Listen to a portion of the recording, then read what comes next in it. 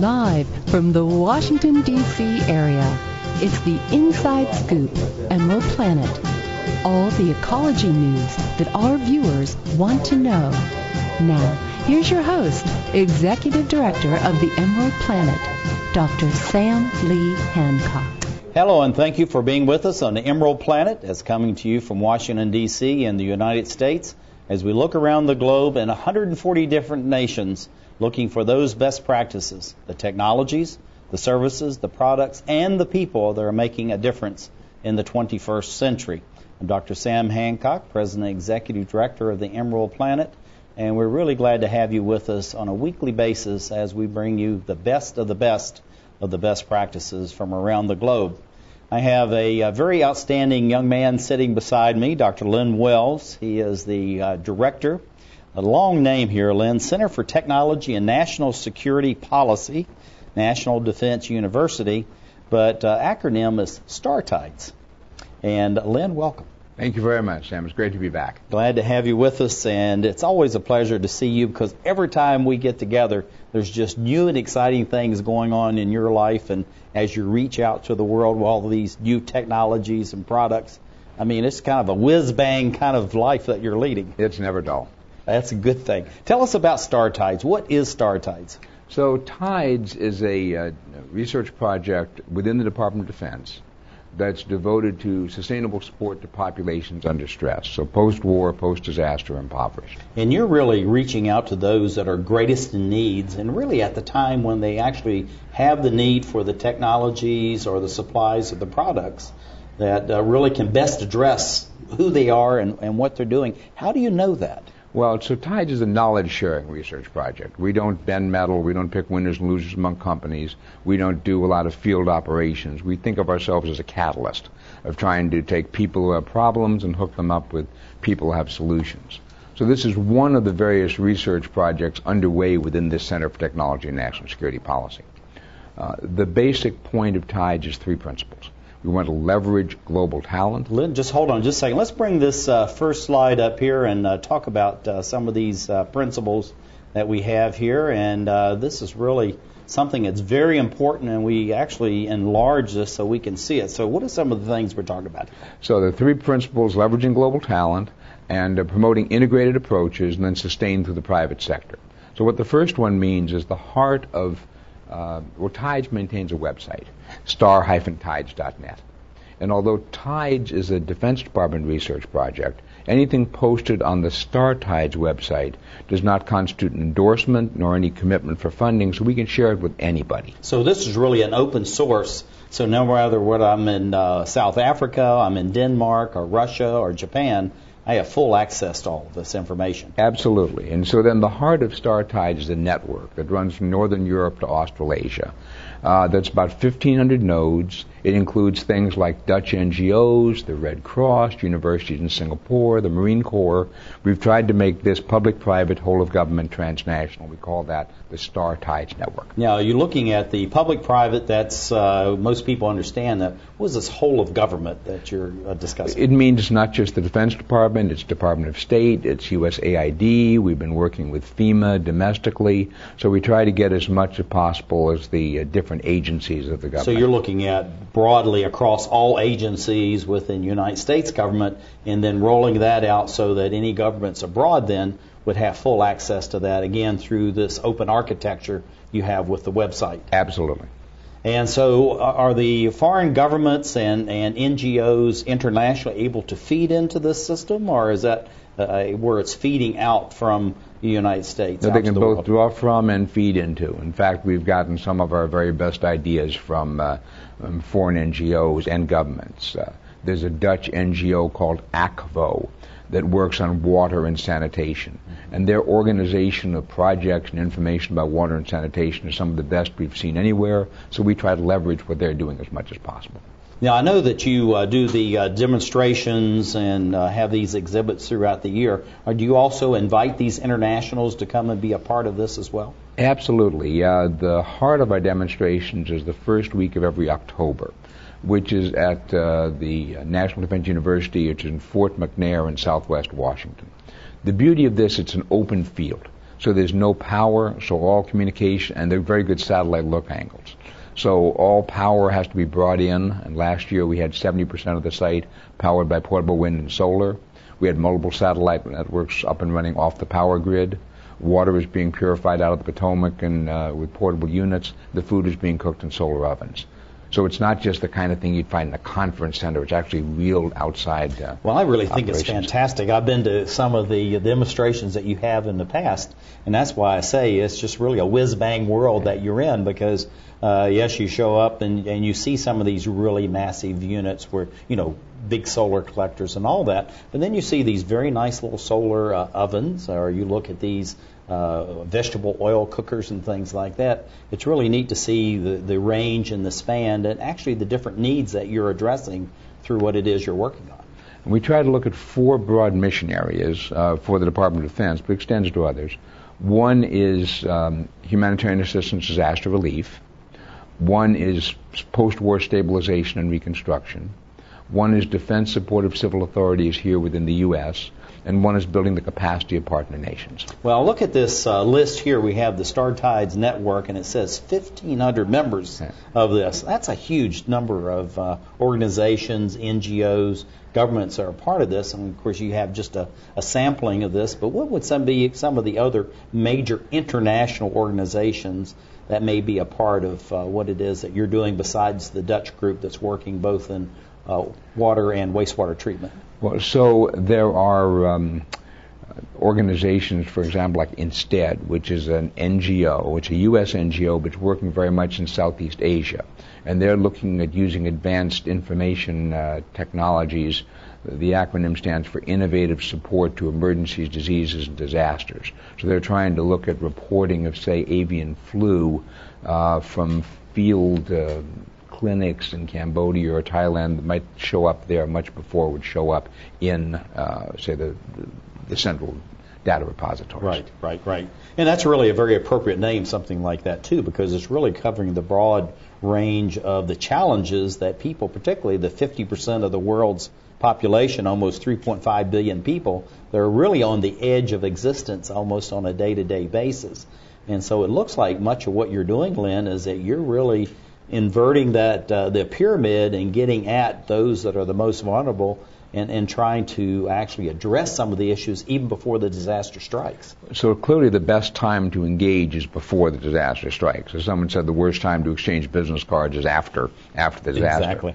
But a simple way of how this works is we had a Canadian military officer come by a few years ago, and he said, you've got some really cool stuff here, but I've got ice melting in the Arctic. I have the Northwest Passage opening. I have nations planting their flags on the seabed. Mm-hmm. What do you have that works in minus 40 degrees, 50 knot winds, and permafrost? To which my answer was, duh. So I went out to the network and said, what do you guys have that can help? And people came back and said, I have a contract with the Inuits for green energy in Alaska. I have a contract with the government of the Yukon. We did is hook them up with the Canadians, got out of the way. Our job is to try to take people who have problems, hook them up with people who may have solutions. Well, and that's why I really like the work that you're doing, because like EmeraldPlanet, the last word in our motto is link, L-I-N-K, and where we're trying to identify those best practices and then link it with those that actually have the best practice, whether it's a technology or a service or a product, with those that truly need it. And you're doing that, but at the same time, you're actually demonstrating all of this, through the demos and exhibits and everything. We're doing it through our television program. So we're running in parallel on that. Looking at this slide that we have right here, and we're talking about let's bring the slide back up to the fore, the post-war, post-disaster, and impoverished. Kind of flesh out a little bit these 3 different areas and how one would be different than the other, and the delivery and really maybe the research and emphasis that you're working on in each of these 3 areas. Certainly. So in case of post-war, we've been doing a fair amount of work in Afghanistan about the sharing of unclassified and what we've come to call non-classified information outside the wire, but beyond the .mil or .gov domains with NGOs and Afghan civilians and businesses and people like that. Again, making them feel comfortable, welcome to come into the site and take take advantage. It's actually harder than that because, some of the NGOs feel very uncomfortable dealing with governments because they feel that the safety of their people may be compromised if they're seen of working too closely with the government, even though it may be in humanitarian assistance or something like that. So it's very important to not only respect the cultures of the different organizations, but it's also important to give back more than you get. One of the frequent critiques of governments is that they take information and then kind of dole it out a little bit at a time. Well, no, worse than that, they'll take information from a public source and put it on a classified network, and then turn around the next day and say, "Oh, I'm sorry, we can't give you back what you gave us." Because it is classified. I got it. So there's a guy named Todd Huffman who's put together, based on a lot of field experience, a series of rules for information sharing. And the first one of them is give back better than you got. So if someone gives you a spreadsheet of where their wells are, you give them a map back. Well, this is what you call the universal law of compensation, is that you're going to get back in kind, or 7 times 70, some religions say, of what you get. Post-disaster. So post-disaster, clearly Haiti for us was a seminal event, largely because it was the first major rollout of crisis mapping. And the whole area of geospatial information tools, so-called GIS, Geospatial Information System tools, in this kind of a situation. So basically a number of volunteers came together, and within 10 days after the earthquake, the U.S. Coast Guard was getting operationally useful data from a 24/7 voluntary operations center set up at Fletcher School in Boston, based on data drawn from the slums of Port-au-Prince by SMS texting and Skype, translated from the Creole through the Haitian diaspora worldwide, overlaid in a tool called Ushahidi, which was developed in East Africa, coordinated with imagery being processed San Diego State, and coordinated through OpenStreetMap. That was more accurate and timely than what they were getting through official channels. And that's the crowdsourced opportunity that's out there. Well, we have just about 30 seconds left, Lynn, so we're going to flash up these images here, and we're going to end up with that one. Looking at what you're doing for our world audience, what do you think is the greatest impact that StarTides is making right now and into the future? I think just sharing information, connecting, and acting as a catalyst of trying to take people who have a need and linking them with those who have problems. But more importantly, the tie between policy and technology and sociology, I think, is something that we do fairly well. We're going to investigate this further in just a bit. Thank you for being with us as we look around the globe as we work to create the Emerald Planet.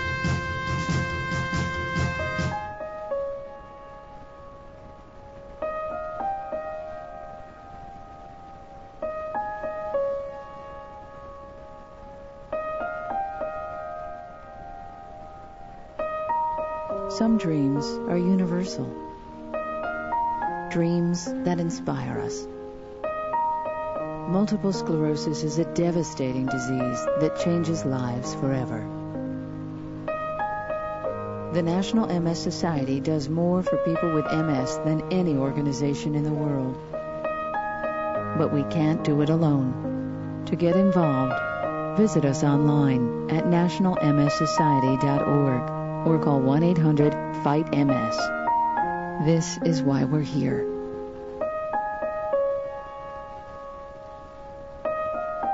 Because nobody dreams of having multiple sclerosis. What's wrong with this picture? Half of young Americans can't locate economic powers like Japan and India. 20% can't even find the Pacific Ocean. Without geography, our children aren't ready for the world. Geography is everywhere. It's incredible creatures, rhythm, fashion, flavor. It's economics and politics. It's change. Understanding connections between people and places is critical in the 21st century. That's why we created mywonderfulworld.org. Go there now for your free parent and teacher action kits and give our kids the power of global knowledge. Because kids who understand our world today can succeed in it tomorrow.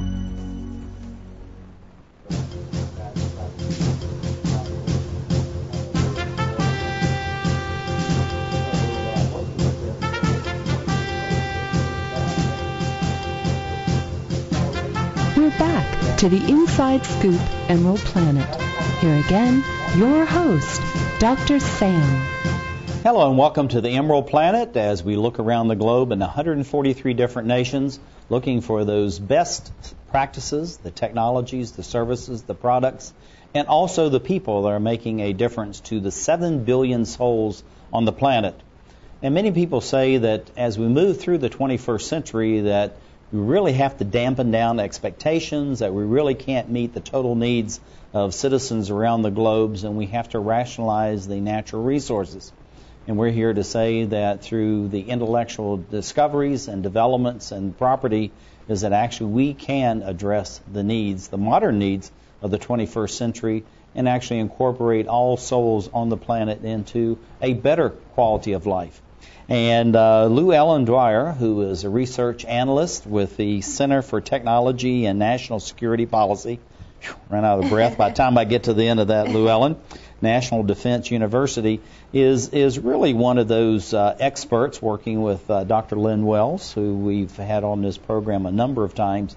So tell us a little bit about the star tides from your perspective, and then let's get into this analyst aspect of this and how you're really reaching out to the world but actually bringing things back in to star tides so, again, it can go back out. Sure.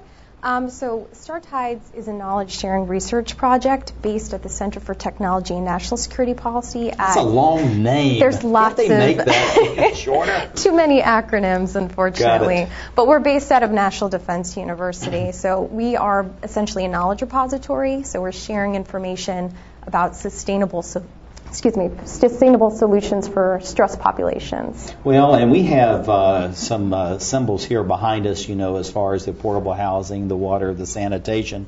And it's really, it's amazing to most people, National Defense University, think tied in with the military, which it is, of course. But at the same time, the United States military is, if not one of, it's the largest humanitarian organizations on the globe. Mm-hmm. So, people's in their minds say, well, how do we have this balance, war and yet humanitarian? Now, what is this balance? Yeah, well, we actually attended last year a Pentagon Energy Security event, so there's a huge push within DoD for low-cost, sustainable solutions. You think of the power that's used, especially in areas like Afghanistan, air conditioning, so really understanding and using these technologies is becoming more prevalent today. Well, I know one of the things through the leadership of Dr. Wells and what you're doing and one of your colleagues, Samuel, is going to be coming on and talk with us, is this whole notion of, the world is rapidly urbanizing, 54% of the world. They're moving out of the country areas, moving into these vast, we'll say, dwelling areas, not necessarily slums, but most of the very large megacities now are in the developing world, not in the developed countries. So there's even a greater need for this match of technology and products with the needs of humankind. Yes, definitely. And TIDES focuses on post-war, post-disaster, and impoverished. So I think it's very important for decision makers to keep in mind some of the short-term and long-term solutions, especially when dealing with stressed environments. They often have degraded or no infrastructures or medical services. So understanding the solutions for the populations is key. Well, we've talked in depth about the post-war and of course the post-disaster. But what about the impoverished area? That's very intriguing to me. That's really the third leg of this three-legged stool, if we can use that metaphor. Mm-hmm. So what is this impoverished, and why the emphasis on that, even though you're related back into a military organization?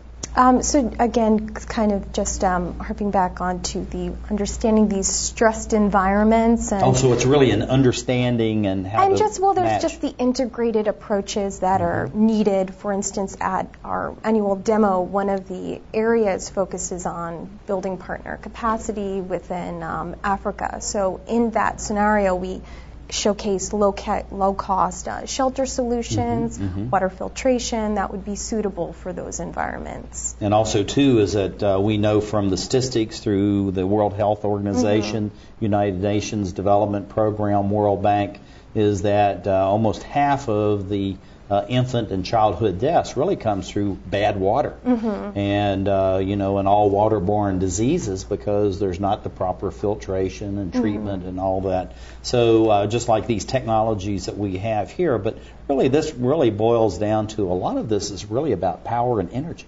Yes, definitely. TIDES looks into 8 infrastructure areas. We share information. And I'm going to advance to that slide, and we'll go back to this one right here. We have it. Okay, go right ahead. Oh, sure.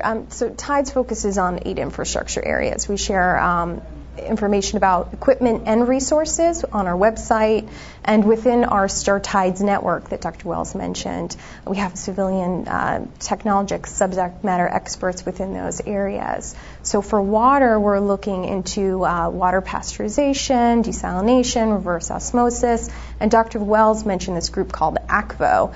They're a Dutch NGO, and they have great integrated research solutions. Same thing with power, focusing on renewable energy sources, microhydro, wind, and with sanitation as well. ACVO is also a great resource, and the Singaporeans are doing a lot, so we're able to leverage some of those other efforts. Now, we're looking at these photographs here, these 8 integrated and infrastructures that you have.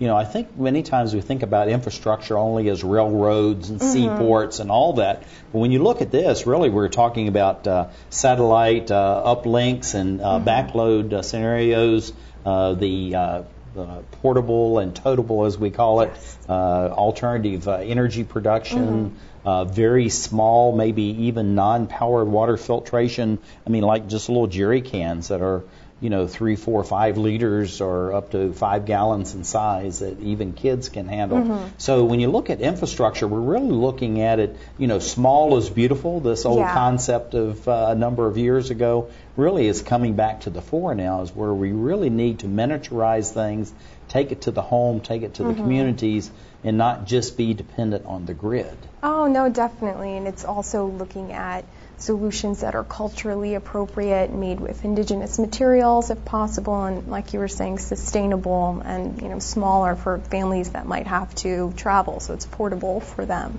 Now, looking at this whole notion of the post-war, the post-disaster, going to the impoverished and stressed communities, as it's now called, they say at any one time there's 37 low levels of some type of war, rebellion, or uprising going on just on the African continent, not talking about other, Southeast Asia, some even in South America. How do we balance out so that we're actually addressing it? So, because a lot of the conflict is over water and land and, of course, energy. How do you see that balance through Star TIDES of being able to get at some of those issues? Well, I think Star TIDES, one of the best resources is some of our experts within the Star TIDES network, and I found that a lot of different agencies or groups don't know how to tap into those other communities. So I think Star TIDES, if you think of it sort of as a Rolodex, is a way to match different participants together. And we are not out in the field in Africa and these different environments. We're back at the office where I'm a research analyst. So part of my job is knowing who to connect other folks with and to help them get together to figure out those solutions. Well, I'm not trying to bring you more work, but I can attest. Anytime I've ever talked with you and needed a contact, it's just like, oh yeah, I know who that person is. Give me a minute, and you go on the keyboard, and all of a sudden you come up with the information. So it's just amazing the treasure trove that you have through your office and the work that you're doing, constantly upgrading. We have a slide here that says capabilities alone aren't enough. What does that really mean? Sure. When Star TIDES first started, we focused mostly on the technology. So the TIDES, part of StarTIDES, stood for Transportable Infrastructures for Development and Emergency Support. So we were just looking at the technologies, but it's much more than that. Apart from gathering, sharing, and evaluating information on the technologies, you also need to build social networks and trust, especially with non-traditional civil military partners. Also have to link policy and doctrine into effective field operating procedures, understanding the legal requirements. So if you bring something in and buy it with DoD money, can it be left behind? Also resource requirements, and then lastly, understanding kind of the lessons learned and so forth. So it's not lessons reobserved. So this really is you make it look very simple, but actually it's a very complex set of issues, and what you're looking at is you're looking at civilian, the environment, economic side of this, and also the governmental. So you really have 4 major partners out there, not just these 1,500 partners that are, by name, but actually 4 major groups that are moving within societies that somehow need to be meshed and also understand each other. So that's a real balancing act that you're doing, LouElin. Yeah, well, we have a very good team, so. Well, I'm going to bring this other one. We got this integrated research areas. Tell us about this. What are these integrated research areas? Oh, sure. These are actually the kind of the areas that I had mentioned in terms of just not the technologies alone. You have to consider these scenarios along the way. So again, running these in parallel. Kind of focuses on a whole systems approach. The way that our project had started, again, focusing on the technologies. But TIDES really derived from the 6 ways that people die, looking at too hot, too cold, which is a shelter issue, thirst and hunger, which deals with supply chains, and illness and injury, which deals with security and public health. That's incredibly clever. I like that. Yeah. Takes these very complex issues and reduces them down to just what does humanity really need to not only just to exist, I don't want to say that, but really to thrive and also in the area. And to link them together. A way that they could be linked together. An example of the whole systems approach is integrated cooking, where if you have a solar oven and a high-efficiency stove with a retained heat basket with bricks and stones, you could use the heat from the cookers to sanitize the water. And then it would also reduce fuel because you're not going to be gathering lots of firewood for an open pit fire. So again, those solutions that are suitable for these environments, sustainable to them, using multiple technologies when possible. Well, we have only about 15 seconds. I know that's quick. What would you like to leave with our domestic and international audiences? Well, every year StarTIDES has an annual demonstration on our website, www.startides.net, star-tides.net.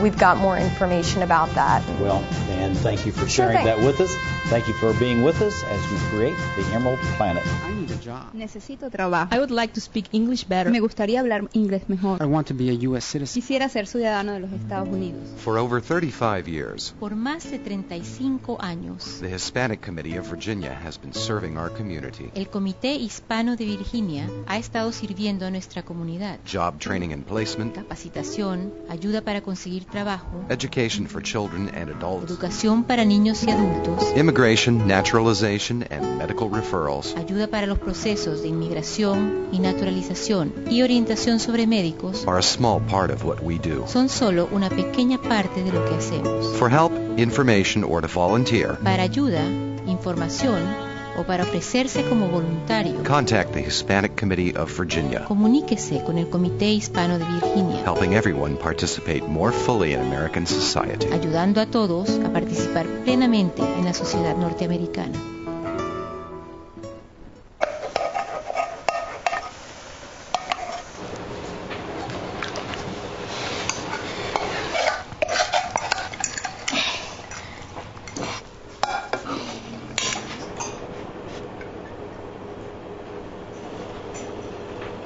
Hey, Lena, where's yours?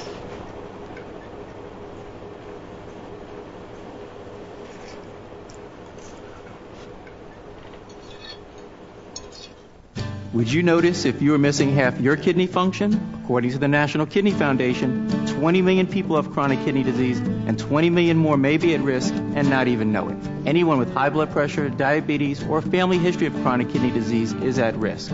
Early diagnosis is vitally important. To get the whole story, talk to your doctor and visit the National Kidney Foundation at kidney.org or call for a free brochure. Because when it comes to chronic kidney disease, you might not know the half of it.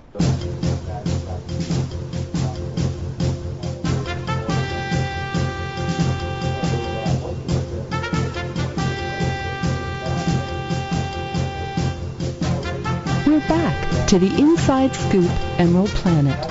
Here again, your host, Dr. Sam. Thank you for being with us in the Emerald Planet as we're looking around the globe, looking for those people that are actually having a huge impact and making a difference in the lives of just not hundreds or thousands, but actually millions of others.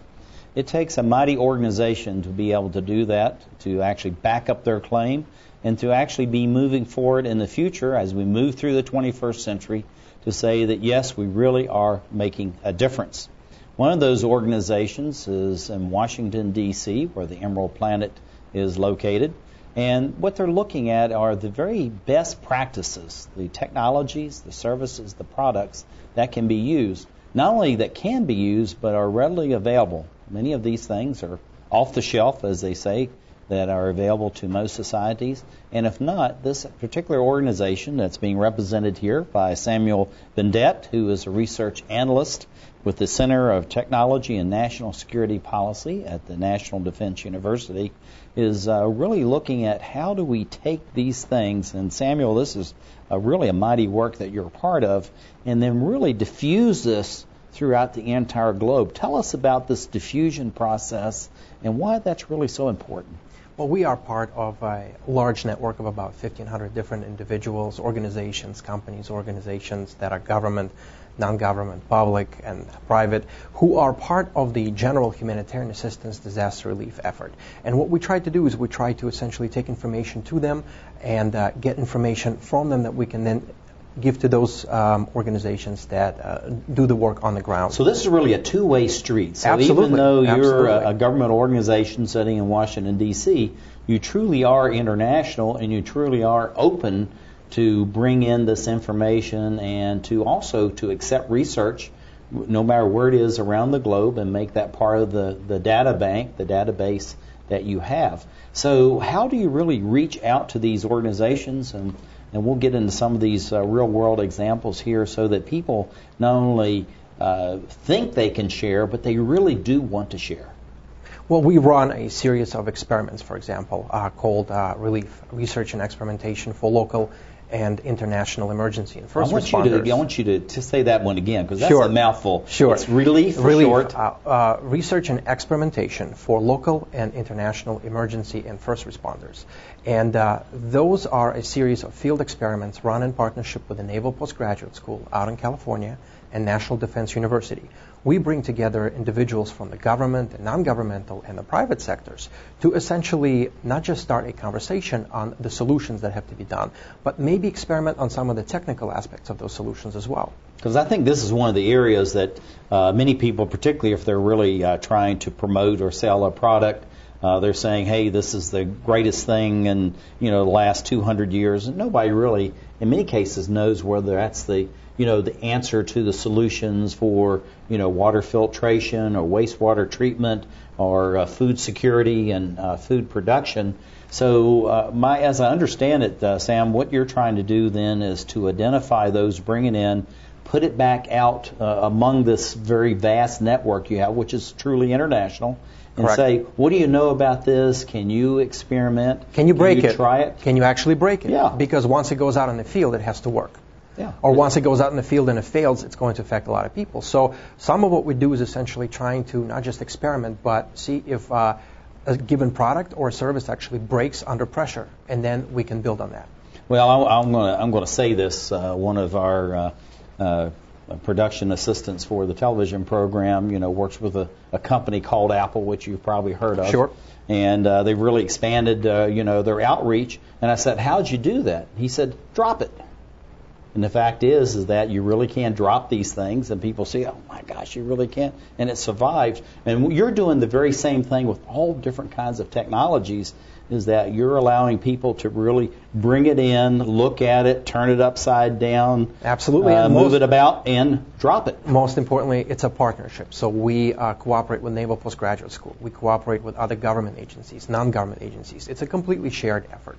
Well, looking at this, we have this here. This says real-world examples, and we got the Canadian Arctic, and we ran a program recently about the various Arctic areas, because that's huge change going on there. Sure. And then Bangladesh floods, which I was at about 3 years ago and experienced a little bit of that. So in these real-world examples from the Canadian Arctic to the lowlands of Bangladesh, what are some of the things that are going on and some of the shared experiences, but also the technologies and the solutions really to very different situations? When it comes to the Canadian example, we have received a request from the Department of Navy on specific technologies that would work in sub-zero temperatures. And we essentially asked our network, do you have something that already works? Do you have something that's been fielded? And the network responded, we passed that information on.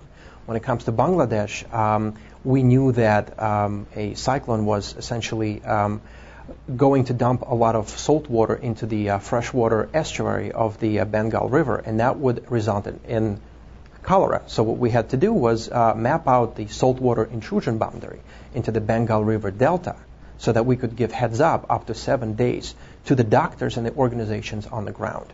And so we negotiated an agreement between the National Geospatial Intelligence Agency to provide base maps for that effort that could then be used by the organizations on the ground. Well, I think it's absolutely fantastic. And when I was in Bangladesh for a United Nations development program, and I was standing there in the lobby of the hotel, and we were talking about the sea level rise, because that Bangladesh, almost 50 million people live in a broad floodplain, right, and they face floods on an ongoing basis. And he said if it keeps going the way it is, by 2050, half of our population will be displaced and be living somewhere else because of sea level rise, whether it's 3 feet or 30 feet, depending on which production and projections that you're looking at. So this is something that what you're doing, Samuel, is very real, and it has real-time implications for not just tens or thousands, but millions of people. Thank you, and we are very thankful to the network for actually providing us with that data and that information as well. So you can take it and drop it. Well, we'll try. We'll try. Afghan election monitoring, how does this work? And I really want to tie into our conversation before the television program, looking at the Google Maps and how you're doing things in real time, and all these kinds of issues. And we have 2 very specific issues that I'm going to raise here just in a few minutes. Right. When it comes to Afghan election, in a nutshell, what happened was we wanted to map out the extent of violence or nonviolence when it comes to the elections itself. So we brought together several groups of people from the private and nonprofit sector who are essentially working on crisis mapping and crowdsourcing technologies, and we wanted to create tools that would allow us electronically map out what happens in Afghanistan. So if there's an explosion, a suicide bombing, an electronic pushpin goes on the map.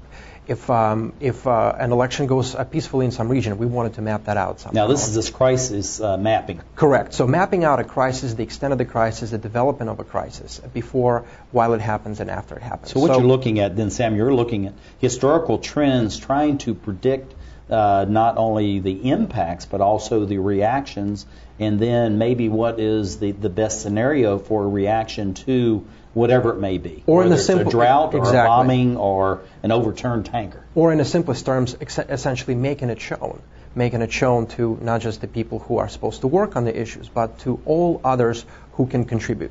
And so are you diffusing this then out into these rural communities that, for the first time in the existence of these villages now actually have telephone service and satellite links and the internet? How do you diffuse it down to the very level of the people that need to make decisions about their day-to-day lives? Well, the information goes to the nonprofit organizations or governmental organizations, U.S. and international, that are working, that are actually working there, mm-hmm, and they can then bring people and have them engage in a more participatory fashion.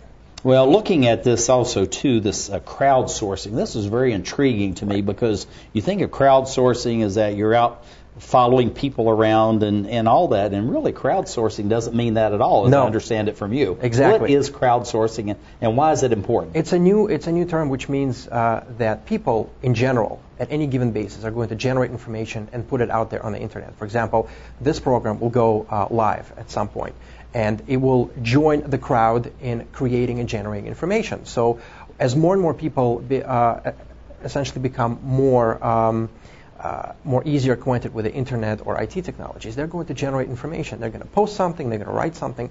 So the crowd in general, the population, creates information. So what they're doing is they're taking all the social media that we know of and all the probably dozens or hundreds of others are going to be created over the next 5, 10, 15, 20 years.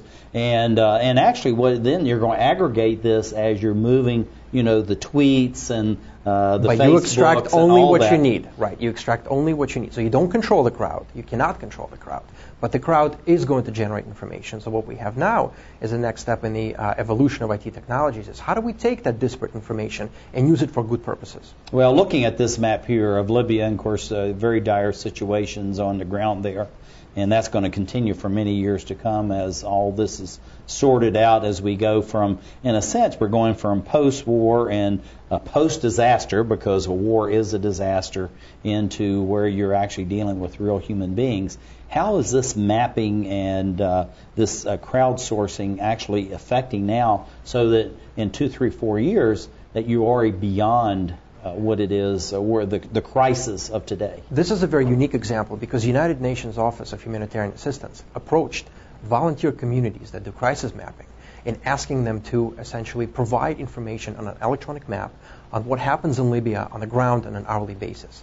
And that information that was provided by volunteers was so unique and so correct that United Nations chose it as the basis of its operations in Libya. So looking at this is our last slide because we're just about to end our time together, Samuel, but we'll have another whack at it when you come back with the panel. Sure. But this whole notion of relief, it says this quarterly experimentation. Right. What's a quarterly experimentation as it relates to relief? Well, every couple months we gather at the Camp Roberts National Guard Base in California. So every February, every May, every August, and every November, we get together with governmental, non-governmental organizations, private and nonprofit actors, and we launch a set of experiments where we try to essentially play with the new technologies, we try to break them, or we try to see if they're applicable to humanitarian assistance and disaster relief. And if not, then why aren't they? And if they go back to the drawing board. Yeah, and if they need to be ameliorated or changed in some way. Exactly. The whole thing is, I think, what is really neat about all this is really the focus on humanitarian aid. Correct. But you're doing it from the standpoint of balancing the environment and the economy, and I think that's unique. We have only about 15 seconds. What do you want to leave with our audiences? Well, I'd like to follow my colleague LouElin in asking people to check out our website, www.star-tides.net, and to see what we have to offer. Well, thank you very much. And Samuel, thank you for being here. And thank you, dear viewer, as we create the Emerald Planet. Osama bin Laden calls getting nuclear weapons a religious duty. Today, materials that can be used to make nuclear weapons are stored in more than 40 countries. Sometimes protected by just a chain-link fence. Yet not enough is being done to lock down these materials before terrorists steal them. Why did we learn all this? My mother. My son. My sister-in-law. Were all murdered September 11th. Help protect America. Together we can. Please join us. The stem cell issue is being debated throughout the country. Truth is, most everyone has an opinion, even if they don't know the facts. Let's stop arguing and start really understanding the potential of stem cell research. For us and for millions of Americans living with disabilities, get the facts. Call 1-877-842-3442 for free information from the Stem Cell Research Foundation. That's 1-877-842-3442. Following the tragic events of September 11th, there have been hundreds of violent attacks against innocent Americans. Remember what that flag you're waving stands for. Remember, please stop the hate. We're stronger when we are united. Remember what that flag you're waving stands for. One nation, under God, indivisible, with liberty and justice for all. In America, there's either room for everyone, or it's not America. Don't pick the wrong fight. Let's keep America land of the free. Stop the hate. Planning a home renovation? Put this at the top of your to-do list. Because after 10 years, none of you are protected against tetanus and another potentially fatal disease, diphtheria. A minor injury, such as a cut or a scrape, can put you at risk for a tetanus infection. And while safety gear offers some protection, an up-to-date vaccination called the TD booster is the best insurance against tetanus. So get the TD booster. If it's been 10, do it again.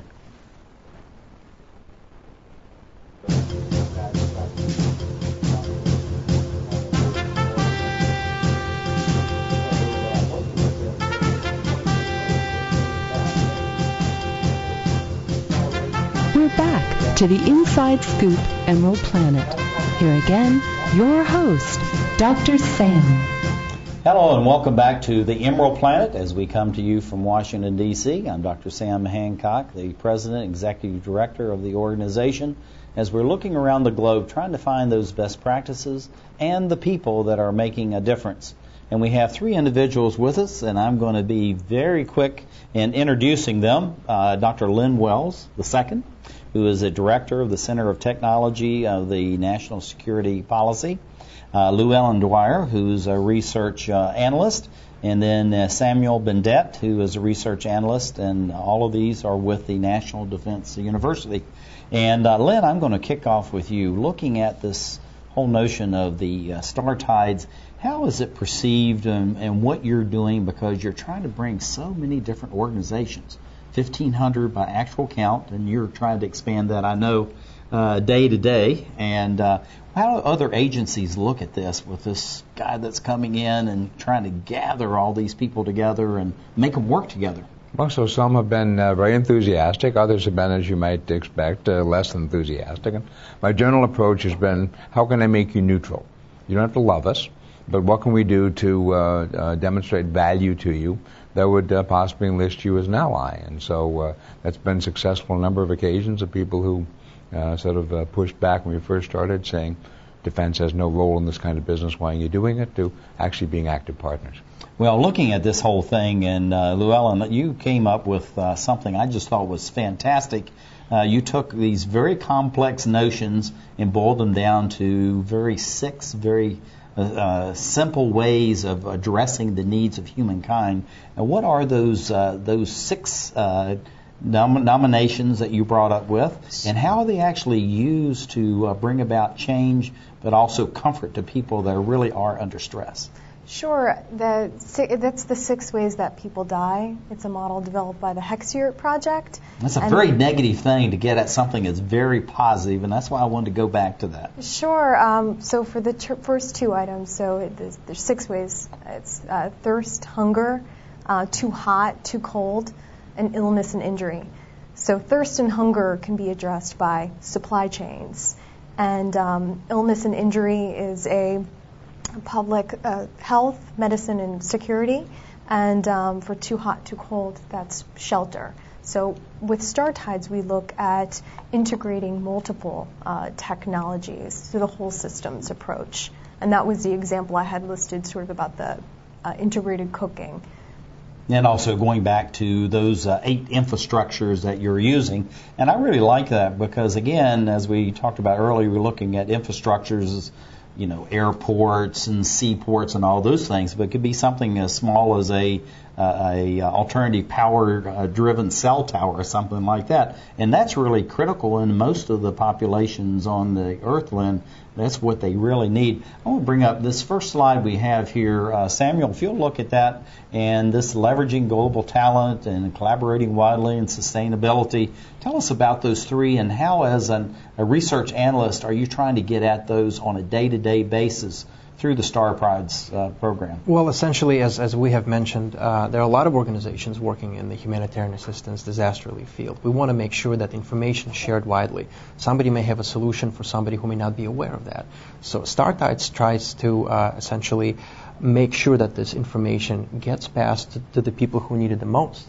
And we need to collaborate widely. It has to be an effort between the government, non-governmental organizations. In a crisis or a disaster setting, what you sometimes have is International organizations, the nonprofits, they're there already on the ground, and they're helping people before any help or any official help actually arrives. And ultimately, the solutions that we offer, or anybody offers, has to be sustained by the people themselves, their solutions, not ours. Yeah, and I think that's really important. And Lynn, the years that I've known you now, I think that's been one of the most impressive things about the work that you're doing. I mean, it is massive. You're addressing the needs of millions of people, but you've made it really very simple.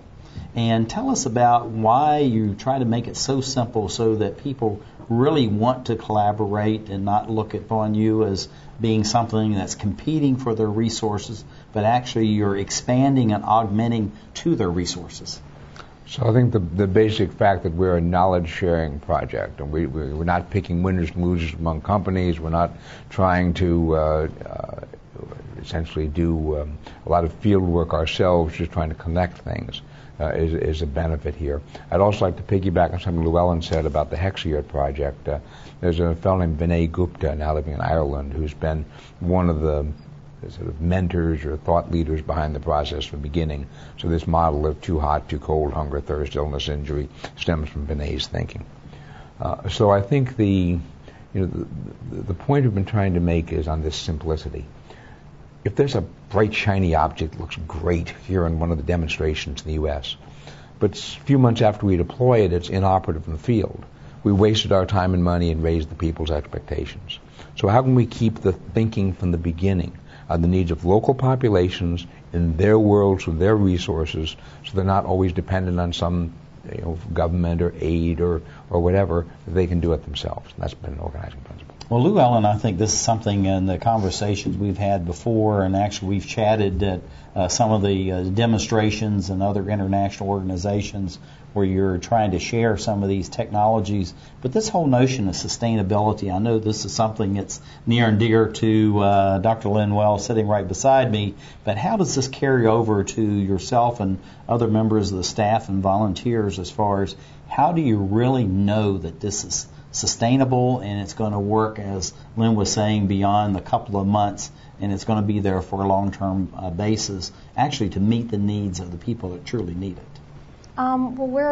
That's one of the things that we try and emphasize with the technologies that are added into our infrastructure directory and within the demonstration is that they are low cost, affordable, and sustainable and culturally appropriate for stressed populations. There are going to be different solutions. For instance, what might work for people in a refugee camp might not be the same solutions for emergency first responders. So understanding some of those differences, and as the project evolves too, especially with some of the information communication technology, trying not to manage, I guess, some of the high-tech solutions and link it back to more low bandwidth for some of these stressed environments. And also have cell phones or cookers or whatever really designed for whatever the target population is, not something that's just going to be used in North America or some countries in Asia or South America. And that's one of the things, too. I mean, again, not every solution works in each environment, and at some of the demos we've seen some real innovation with just using low-cost materials, just inventing things in people's garages. Well, I think that's really important. Samuel, looking at, you and I had talked on another segment about these, the practical applications of different technologies and processes and areas.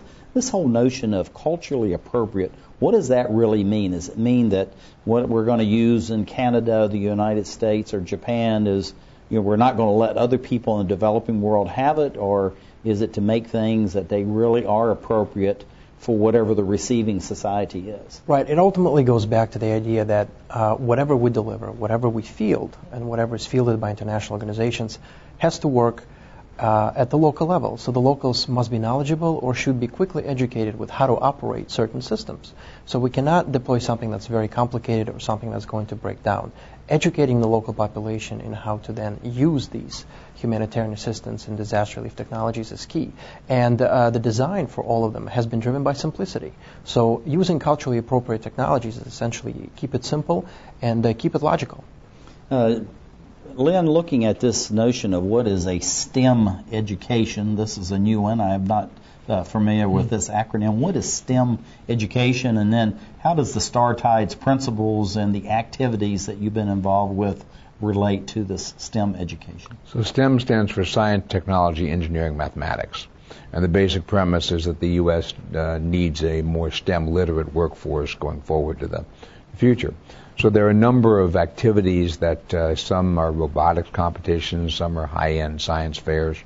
People have pointed out that with TIDES, you've got green energy, you've got clean water, you've got solar cooking, you've got satellite imageries, and you might be able to interest young people at perhaps a lower level of technology, say when building robots, in these type of STEM areas. So we're beginning to explore right now, could we put together STEM initiatives around TIDES that might focus on these groups? And I would assume, based on just your personality and your nature, that actually you would like to see STEM education principles and concepts used all over the globe, not just in the United States or in North America. Oh, I'd love that. I mean, in fact, there's a very interesting piece in The Economist a couple of weeks ago on the future of jobs. And it talks about how people prepare themselves for the future, and understanding where the march of technology is going is going to be more and more important to more and more people. Looking at the future, LouElin, I know this is one of the things that you've been involved with over the years. You've been associated with the university and also with Star Tides. What do you see as some of the projects that you've heard about that maybe needs more research, or where do you think is all this going for, say, the next 5 or 10 years? Definitely STEM education and challenges. That's one of the things that we've been looking into, especially for mobile apps, games for computers to teach children about emergency preparedness. But we'll definitely be moving more towards the STEM education initiatives in the future, as well as kind of measuring like metrics and measurements for our different infrastructure areas, kind of evaluating how they can be used in different environments. So you really see this as the future then of where Star Tides is going, but also just the notion of adopting new technologies and products and processes then around the globe. Well, TIDES has evolved significantly. It started off as a volunteer nights and weekends project, and now we have 3 full-time research associates focusing on regional areas. So we've been able to make significant contacts within the private sector, NGOs, and other government agencies. Samuel, I'm going to give you just a few seconds, and I'm going to end up with the leader of this whole operation here. As far as incorporating new organizations, what do you see? Well, very quickly. Sure, we're definitely moving towards an IT and computer literate world. So we are looking for organizations and technologies that can quickly map out a crisis or a disaster. So geospatial information systems and crisis mapping is going to become very prevalent. About 20 seconds, Lynn. What do you want to leave with our domestic and international audiences? Our premise is leveraging global talent. We welcome any of that global talent that likes to work with us. As others have said, star-tides.net is our website. We'd love to see you join us. Well, thanks to the 3 of you for being here, sharing about Star Tides. And thank you, dear viewer, for being with us. And as you know, we're looking around the globe as we create the Emerald Planet.